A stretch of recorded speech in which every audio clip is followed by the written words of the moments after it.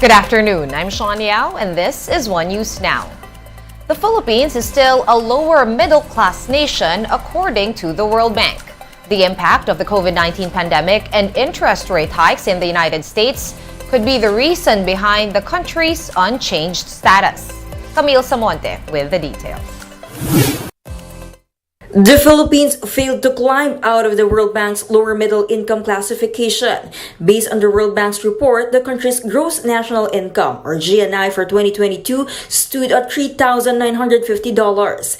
That's well within the World Bank's GNI bracket for lower middle income economies. The GNI is the total amount of money that a population earns from their jobs or businesses.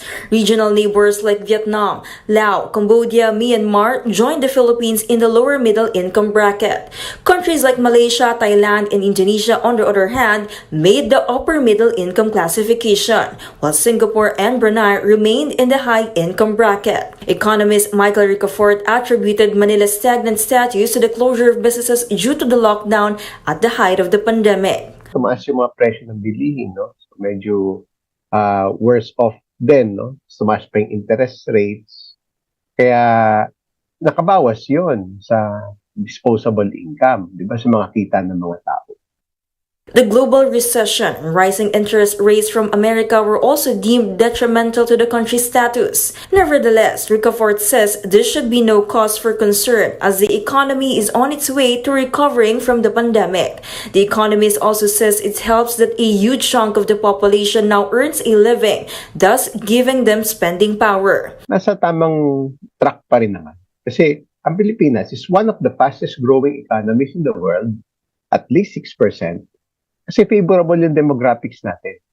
Majority ng population natin working age. In his first State of the Nation address, President Bongbong Marcos said he aimed for the Philippines to become an upper middle income economy by 2025. According to Ricafort, the president's target may be achieved if the government prioritizes the country's education system. Dapat mas marami yung makapag-aral sa population. Kasi, ano yun it could work both ways Pag malaki yung populasyon, mas maganda kung educated tsaka productive. For News 5, Camille Samonte, we are One News. And in the Queen City of the South, motorists scrambled for cash that had fallen from a rider's damaged bag. Money remittance collector John Mark Barrientos was traversing the South Road properties in Cebu City when the zipper of his bag broke. Money from inside the bag flew out, worth at least 3.8 million pesos. Motorists and bystanders rushed to get their hands on the literal windfall, with several yet to return the cash that they retrieved. 1 million pesos is still missing, and authorities say that those who refuse to return the money to the Mambaling police station are facing charges of theft. Barrientos is pleading to get the rest of the money back. Sir, sa itong nakapunit sa pan, sir, sana itabo dito sa SRP Road, sir, ma'am. Pwede iuli lang namo, ma'am, kay dili magudto kuha, ma'am. Ako'y makatapal to, ma'am. Nagyuto sa mga milyon gyud taon to, ma'am. Aloy mo. Dako-dako gyud taon to, ma'am. Unsaon ako para pagbayad, ma'am. Sir. Moving on to senators weighing in on the proposal to ban the live-action Barbie movie. Senator Robin Hood Padilla said the decision to allow the showing of the film that features China's 9-dash line lies in the storytelling. For Senator Risa Ontiveros, Barbie is fiction, and so is the 9-dash line. She suggests a disclaimer somewhere in the film that will highlight this point. For his part, Senator Francis Tolentino wants an outright ban of the film, saying it denigrates Philippines' sovereignty. That or the Movie and Television Review and Classification Board, or MTRCB, as well as film producers, can reach a middle ground by editing out the contested scene. The MTRCB is currently still reviewing the Barbie movie. It has been banned in Vietnam for showing a map of Beijing's claims on the South China Sea. We're gonna pause for a quick break. One News Now will be back with more stories after that. Stay with us.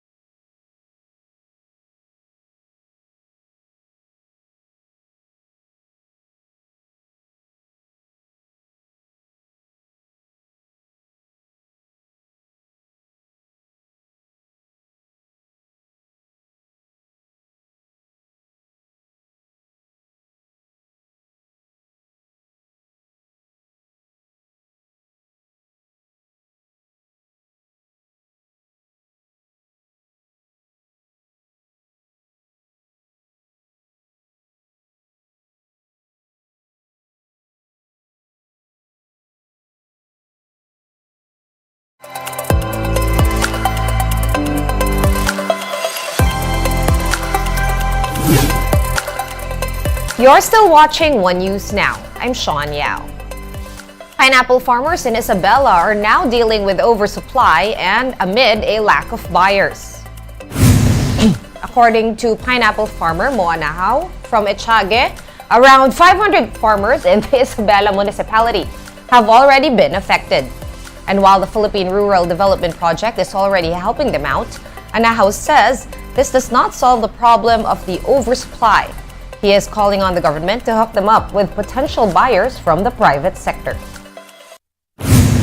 Meron naman pong programang ang national government. Meron po silang budget po sa amin na 30 million plus po na pagpapatayo ng building at 2 forward truck po na naibigay sa amin at saka isa pong FB truck. Problema nga lang po talaga is nag-oversupply po talaga ang namin ng Echage. Kung maaari po sana magkaroon ng gobyerno ng mga pasilidad o mga mabigyan kami pa ng assistant ng mga equipment na para mapabilis yung production namin ng pagpaprocess namin ng mga pineapple. Kung magkakaroon po ng siguro bibili po ng mga produce namin na company pa po. Kung matutulungan po kami ng gobyerno na mailapit po doon. Still in agriculture, President Bongbong Marcos wants to investigate the smuggling of onions and other products. In a string of inquiries, the House of Representatives discovered the existence of onion cartels. One House memo even cited evidence of different companies acting in cahoots to control the prices of onions and other agricultural products in the market. According to President Marcos, he has already ordered the Justice Department and the NBI, or National Bureau of Investigation, to expose the personalities behind smuggling, hoarding, and price manipulation. There are sufficient ground for us to initiate an investigation into what amounts to economic sabotage. And that is why we are going to be very, very strict about finding these people and making sure that they are brought to justice. In other news, a TikTok account of Pastor Apollo Quiboloy has been banned on the video sharing platform. The account at Pastor_ACQ is now unavailable. The same TikTok account earlier promoted on Quiboloy's official Facebook page. Recall that YouTube had also taken down Quiboloy's channel after it was flagged by a netizen. The pastor is facing sex trafficking charges in the United States and is on the Federal Bureau of Investigation's most wanted list. Let's take a quick look at today's other top stories. Headline inflation cooled to 5.4% in June. This is slower than the 6.1% logged in May. The Philippine Statistics Authority attributes the decline to slower price hikes in food and non-alcoholic beverages, as well as in transportation, housing, and fuel. The local government of Valenzuela is enforcing 3 ordinances that ban illegal gambling and offshore gaming in the city. Any person caught violating these ordinances will be facing imprisonment and a fine of up to 5,000 pesos. On the other hand, operators and support providers of POGOs and other online gambling activities in the area could face fines of up to 300,000 pesos. Valenzuela is the second city after Pasig to ban POGOs and non-state sanctioned gambling in Metro Manila. Commuters can now call a special number for all road concerns. The Transportation Department's new central hotline can be reached at 0920-964-3687. The hotline will be open from 8 a.m. to 5 p.m. Mondays through Fridays and will handle complaints and other grievances against the DOTR and its attached agencies. One News Now will be back at 3:15. I'm Sean Yao. We are One News.